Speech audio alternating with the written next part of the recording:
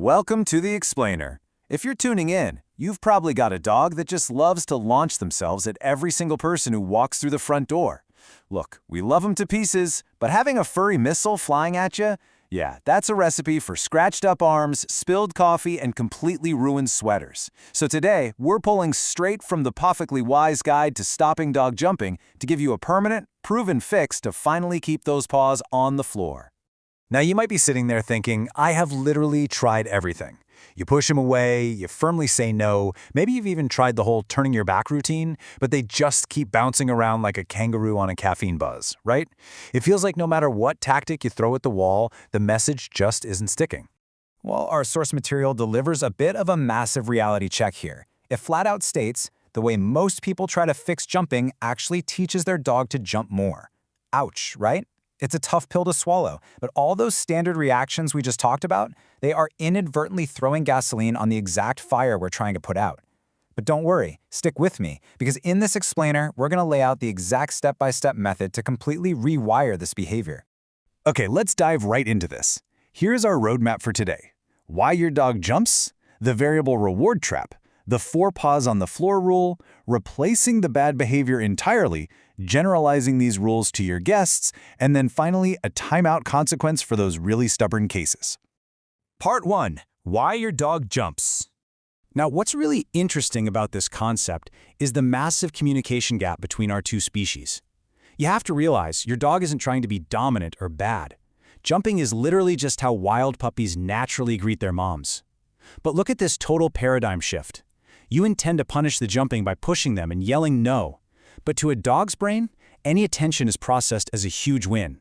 They get eye contact, they get touched, they hear your voice. In their mind, jumping equals hitting the jackpot. Moving right along to part 2, the variable reward trap.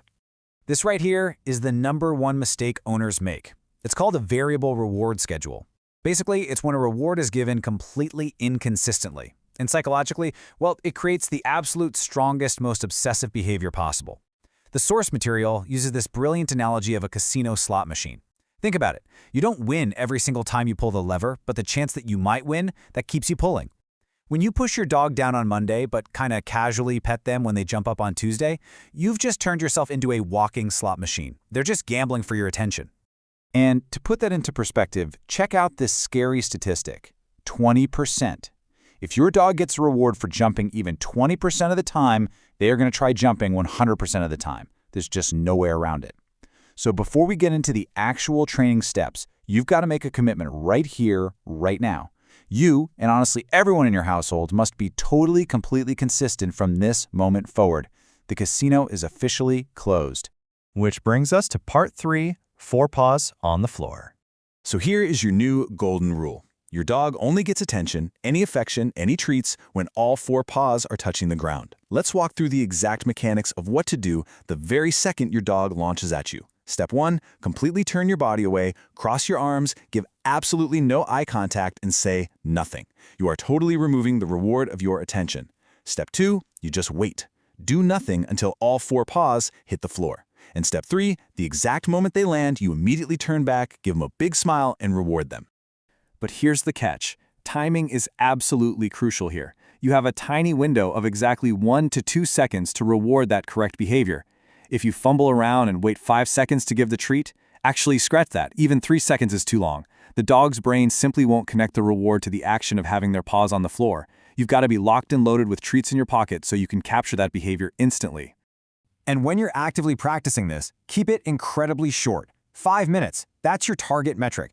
You just want 5 to 10 repetitions in these quick, highly focused bursts. Dogs learn so much faster and retain way more information in short windows compared to long, exhausting, drawn-out sessions. All right, part 4, replacing the bad behavior. So think about this. A dog physically cannot jump and sit at the exact same time. It's physically impossible. So our next strategy is to front-load the correct behavior. Step 1. As you walk towards your dog, do not wait for them to jump. Step 2, issue a sit command before they even have a chance to launch themselves. Step 3, reward them the precise millisecond their bottom hits the floor. If you do this every single time you walk into a room or come home, within about 2 weeks of consistent practice, sitting just becomes their automatic default greeting. Part 5. Generalizing to your guests. Now, this is where most owners just throw their hands up in defeat. The dog is an absolute angel when it's just you, but visitors arrive and it's total chaos. That happens because dogs are contextual learners. They haven't generalized your new household rules to strangers yet. To fix this, you have to control the environment. First off, put your dog on a leash before the doorbell even rings. Second, you literally have to brief your guests on the rules. Tell them exactly how to ignore the dog if it jumps. That is totally non-negotiable. If your dog is just way too amped up, put them in another room until folks are seated and calm, then bring them out on the leash. You're setting them up for success, not failure. Then, as they get the hang of it, you can just gradually fade the leash out. And finally, Part 6, the timeout consequence. Look, if your dog has been jumping for years and years, just ignoring them might not cut it.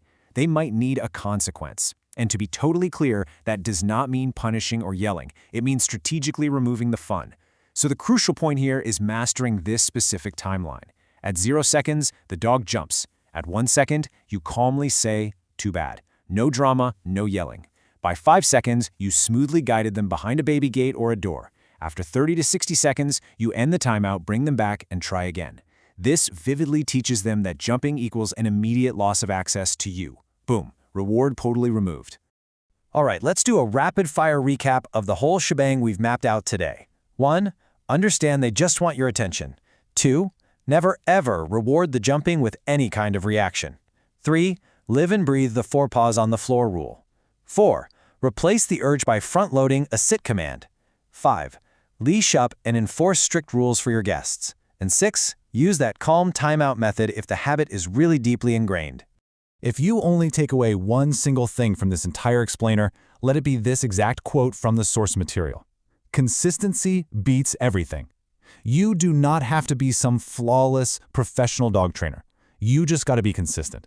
If every single person in your household follows these exact same rules every single time, the behavior will change. It's guaranteed. So, I want to leave you with this provocative thought to chew on. Are you accidentally rewarding your dog's jumping even once a day? Seriously, take a minute today to audit your own behavior. Find those tiny little training loopholes in your daily routine and shut them down. You've got the step-by-step roadmap now. It's just a matter of putting it to work. Thanks so much for joining me on this explainer, and hey, good luck getting those 4 paws firmly on the floor.